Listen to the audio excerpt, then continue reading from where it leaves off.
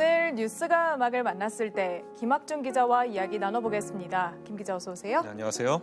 네, 준비한 소식 들려주시죠. 네, 여러 논란에도 관악구에는 아이를 지키기 위한 베이비박스가 있습니다. 네. 그런데 최근 이곳에서 아이가 시신으로 발견된 안타까운 사건이 있었는데요. 각계각층에서는 여러 방안들을 내놓고 있지만 이 아이 유기 문제 끊이지 않고 있습니다. 왜 그런 걸까요? 영상부터 보고 오시죠. 사람은 쓰레기가 아니죠. 쓰레기처럼 장소를 가리지 않고 아무 데나 버려져 죽는 아이들을 살리기 위해서 만들어진 거거든요.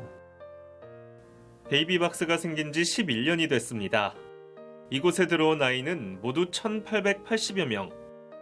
유기를 조장한다는 비난과 비판도 있지만 영아를 지키겠다는 마음으로 꿋꿋이 운영을 해오고 있습니다.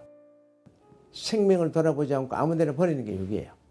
근데 여기에 갖다가 맡기는 것은 아이를 살리기 위해서 데려온 거거든요. 그런데 지난달 안타까운 소식이 들려왔습니다. 베이비박스 인근에서 숨진 아기의 친모가 4일 오전 경찰에 붙잡혔습니다. 지난 11월 3일 영아의 시신이 발견된 관악구에 있는 한 교회입니다. 이렇게 무분별한 아기의 유기를 막기 위해 베이비박스를 설치했지만 아기가 발견된 곳은 다름 아닌 이 파란색 드럼통이었습니다.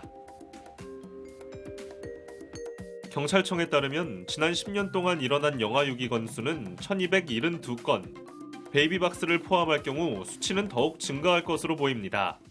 현행법상 아이를 유기하면 2년 이하 징역 또는 벌금 300만 원에 처해집니다. 그럼에도 버려지는 아이 문제는 계속되고 있습니다. 최근 여수에서 친모가 2년 전에 태어난 아이를 냉장고에 방치한 일, 갓난아기를 20만 원에 입양 보내겠다며 엠마켓에 올라온 글 등은 공분을 샀습니다.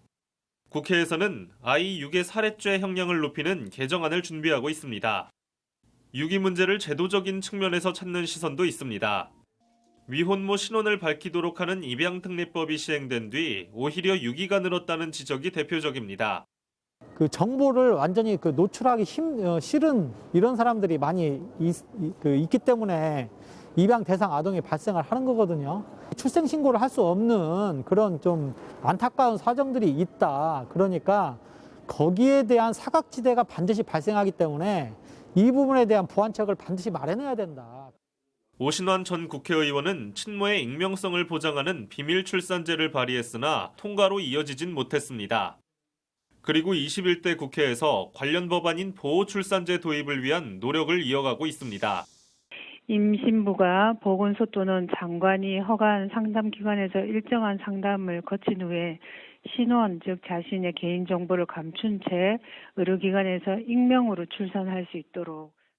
그러나 대부분 방안은 법과 제도에만 초점이 맞춰져 있는 상황. 미혼모들에게 양육 환경을 지원하는 것도 필요해 보입니다. 위기 상황에서 상담을 받고 그다음에 도움을 받을 수 있는 그런 조건이 되었다면 그 유기까지 극단적인 상황까지 가지 않았을 건데 임신했을 때 위기 임신 출산 상담을 받고 그다음에 적절하게 도움을 받을 수 있는 시스템이 마련이 돼야 됩니다. 육아에 대한 보육에 대한 부분만 커버할 것이 아니고 미혼모들을 발굴을 해서 이들로 하여금 아이를 키울 수 있다라는 희망을 불어넣어주고 그러한 여러 가지 인프라를 구축을 해주고 그에 따라서 어떤 프로그램이라든가 아니면 경제적인 지원을 해주는 것이 가장 저는 급선무다라고 생각을 하고 있기 때문에. 네, 여러 의견들을 쭉 들어봤는데 아직 실질적인 대책 마련이 되기까지 지지부진해 보이는 모습들이 보이는데요. 네, 그렇죠. 그만큼 쉽게 해결할 문제가 아니라는 뜻이기도 합니다. 네. 그리고 무엇보다 방안 마련에 앞서 이 미혼모들에 대한 부정적인 인식을 바꿀 필요가 있어 보이는데요.